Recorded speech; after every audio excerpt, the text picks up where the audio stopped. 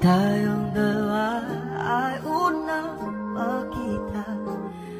Parang huling kamusmusan sa piling ng mga bulaklak at halaman. Doon tayong nagsimula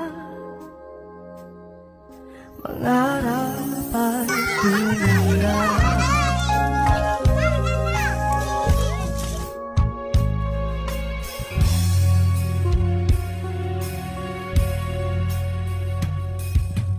Natatandaan mo pa ba?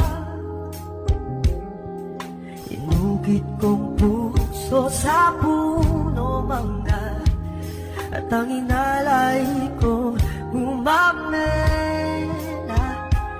Magkahawak kamay sa dalampasigan, malayang tulad ng mga ibon.